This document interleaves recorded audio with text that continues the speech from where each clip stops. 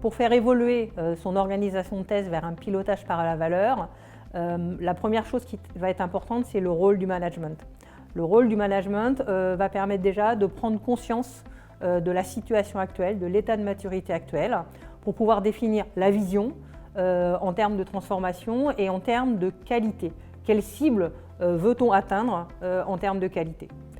Et donc on va pouvoir effectivement, à partir de là, bâtir, construire finalement ce changement avec un premier volet, une première étape qui va être consacrée à l'acculturation, la formation des équipes, que ce soit les managers au sens large, mais également les testeurs à l'agilité. Et puis pour finir cette première phase, l'idée va être de construire finalement une organisation en étages, en définissant, je dirais, les différents endroits dans l'organisation où on va pouvoir développer, mettre en œuvre ces activités de test avec une définition de rôle pour chacune de ces activités. Cette démarche de transformation doit être sponsorisée. C'est vraiment très important. C'est-à-dire que, pour revenir sur le rôle du management, il y a des objectifs de qualité produit, il y a des objectifs de satisfaction client.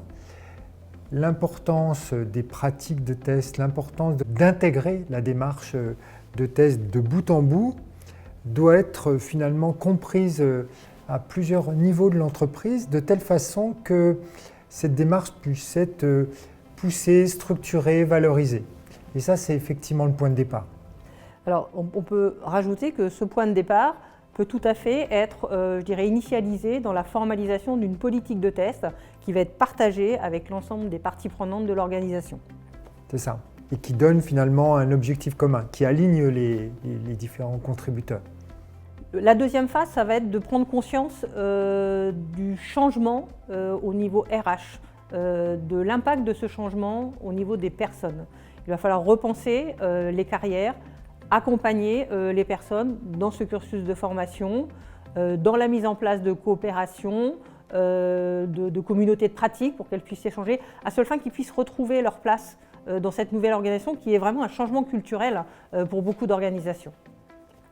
C'est ça. C'est-à-dire que depuis une dizaine d'années, on a beaucoup acquis en professionnalisation des métiers du test, en compétences des personnes, en pratiques, disons, améliorées.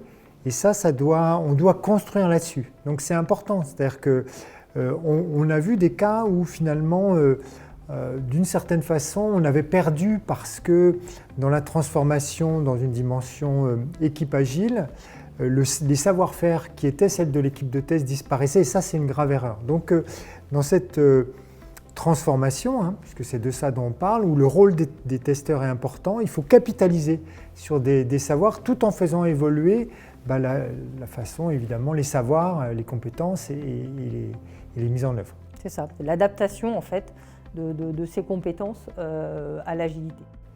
La dernière phase, c'est finalement la capacité à mesurer la maturité de cette nouvelle organisation et je dirais à la faire évoluer, à l'améliorer de façon continue dans le temps. Donc pour ça, on va pouvoir s'appuyer sur un outil de mesure et d'évaluation qui est TMMI et qui possède une version spécifique sur le monde agile qui donne finalement un certain nombre de repères pour évaluer la maturité d'une organisation dans le domaine du test dans un contexte agile.